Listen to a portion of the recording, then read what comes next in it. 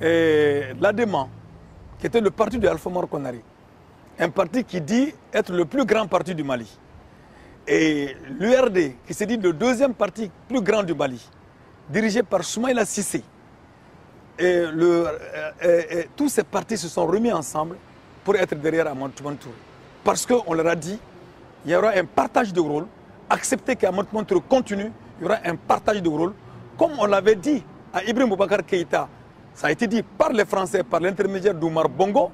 Il a été dit que Ibrahim Boubacar Keïta devrait accepter qu'Amadou Touré soit président de la République et que 5 ans après, Toumane Touré allait lui donner donc le poste de président de la République. Donc vous voyez que les élections ont très peu d'impact dans les trucs. Ça, je reviens à votre question. D'accord. Ont très peu d'impact. Alors donc, ce point de vue, rapidement, ces partis n'ont pas présenté des candidats, mais malgré tout, que 48 partis se sont retrouvés autour d'Amadou Touré, il a été obligé de tricher pour ne pas aller au deuxième tour. Parce qu'au deuxième tour, il était battu. Et nous autres, donc, personnellement, je me suis retrouvé réellement à la 3e place de ces élections présidentielles qui ont mobilisé 8 candidats pour être finalement officiellement en 4e position. C'est ce qui s'est passé. Alors donc, dans ces conditions-là, quand on écoute cela, 2002, 2007, évidemment, on va tomber dans le pessimisme. L'élection transparente pour 2012. Déjà, une chose est claire, il ne faut pas attendre que nos dirigeants fassent des élections transparentes. C'est un problème en Afrique aujourd'hui. En tout cas pour le Mali. Parce qu'au Ghana, ça n'a pas été le cas de Rolex. Il a organisé des élections transparentes.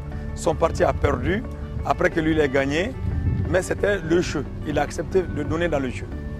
Au Mali, il ne faut pas s'attendre ni au Mali ni au Sénégal à des élections transparentes. Ni au Cameroun? Nous, au Cameroun, n'en parlons même pas. Au Cameroun, ils sont encore très loin de cette situation d'élection transparente. Parce que Biya, même s'il est un icône, même s'il est une momie, il servira toujours la France. On a besoin de cette momie-là. Et puis, on n'a pas besoin des jeunes Camerounais ou de Cameroun. On est en train de chercher l'homme qui peut remplacer Biya sans toucher du tout au fondement des intérêts français. C'est ce qui se passe. Alors donc, pour ce qui concerne, donc je ne parle même pas du Cameroun parce que vraiment, c'est trop visible. Faites un tour simplement à l'ambassade de France au Cameroun, vous allez vous rendre compte que les Français sont là et ils se disent, nous sommes là, nous n'irons pas. C'est à peu près cela. Et donc, il appartient donc aux Africains de faire en sorte qu'ils s'en aillent. Ou en tout cas, qu'on dessine un autre type de relation entre nous et la France, à ce niveau-là aussi, au niveau camerounais. Pour revenir au Mali.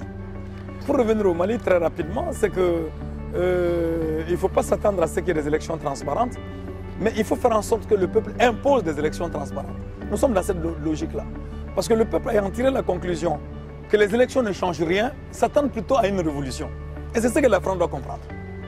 Et il faut qu'ils comprennent que les révoltes ne vont pas se passer comme ça en Afrique partout, comme ça s'est passé au Kenya, comme ça s'est passé en Guinée-Conakry.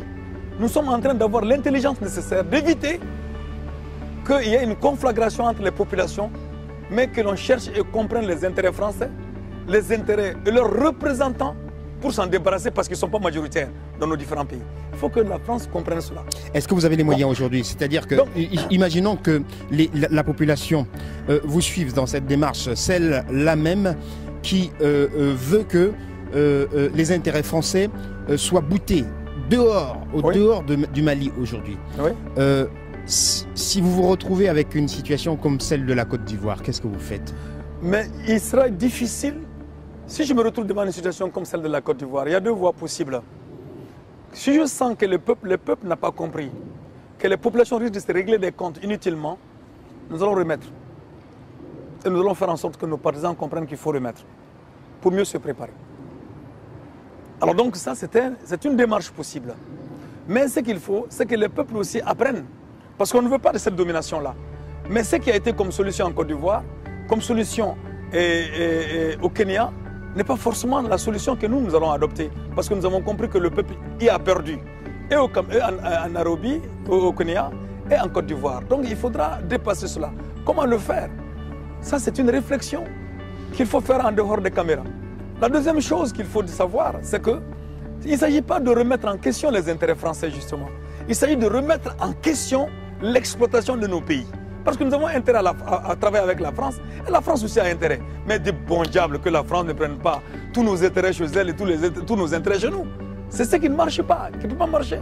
Parce qu'on ne va pas couper avec la France, mais nous voulons imposer à la France le respect de nos peuples, le respect des conditions de misère de nos peuples et accepter qu'on fasse la collaboration, la coopération et non l'exploitation. Ce qui se passe aujourd'hui en Afrique, c'est l'exploitation. Et c'est ce que nous ne sommes pas prêts à accepter, accepter de la part de la France.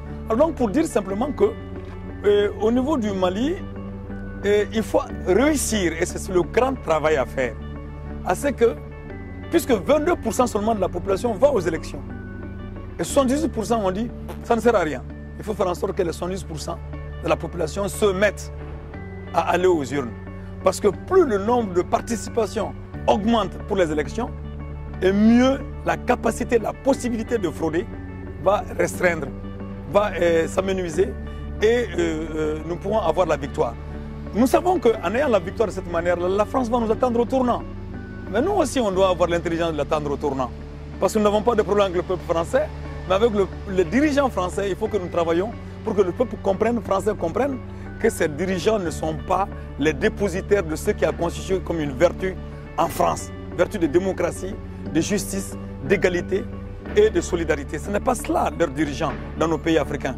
Parce qu'avec leurs médias, ils en arrivent à tromper plus d'un.